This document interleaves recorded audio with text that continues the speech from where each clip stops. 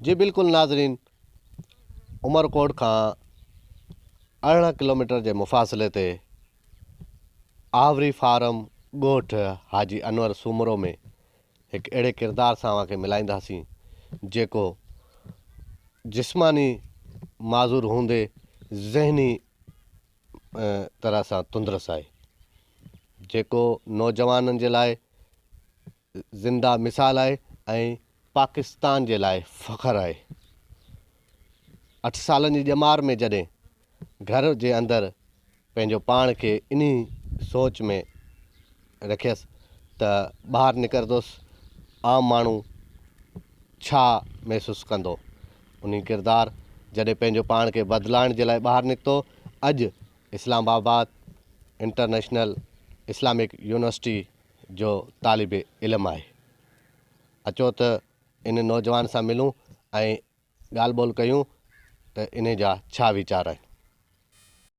ॾाढी ख़ुशी थिए थी त जंहिं माण्हुनि जे बारे में सभिनी सोचियो पियो त हिन जा जेके आहिनि कमकार करणा पवंदा, इन लोथड़े खे छा कंदासीं, उहो हाणे जेका आहे हिकिड़ो मिसाली माण्हू थी वियो आहे। ऐं जेके दुनिया जा सभु माज़ूर आहिनि उन्हनि जे लाइ जेका आहे लीडिंग कैरेक्टर थी वियो आहे त भई मोहताजी जेका आहे शो न करायो, पंहिंजा जेके आहिनि जेके गुर इस्तेमालु कयो, पंहिंजो माइंड इस्तेमालु कयो, रस्ता अलाह ताला अव्हांजे लाइ कढंदो।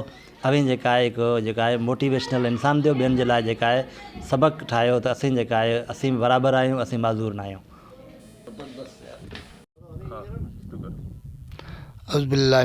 बिस्मिल्लाहिर्रहमानिर्रहीम।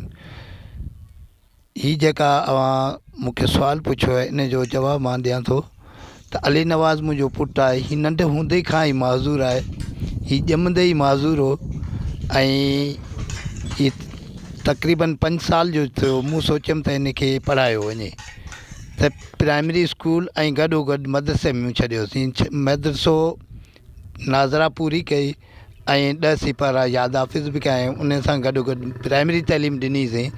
इन माज़ूर हूंदे बि शायदि ही माज़ूर अहिड़े क़िस्म जो त नंढड़ा ॿार जेके हूंदा कची क्लास वारा उहो डपु कंदा हुआ।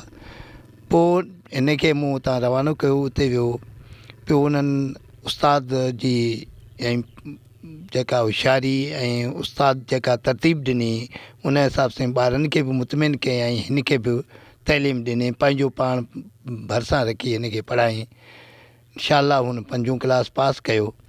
उन खां पोइ आवरी फारम साईं हाजी अली मर्दान शाह जी जेका आहे स्कूल उन मंझि मैट्रिक पास कयो। उन खां पोइ छोर स्टेशन जेका पुराणी छोर ओल्ड सॾी वञे थी, उन में हायर सेकेंडरी मंझि इंटर पास कयो। उन खां पोइ इंशाअल्लाह इहो ख़ुशि नसीबु मां माइटु आहियां जो माज़ूर हूंदे बि मुंहिंजो ॿारु अॼु इस्लामाबाद जी हिकिड़ी यूनिवर्सिटी मंझि पंहिंजी दाख़िला वरिती आहे ऐं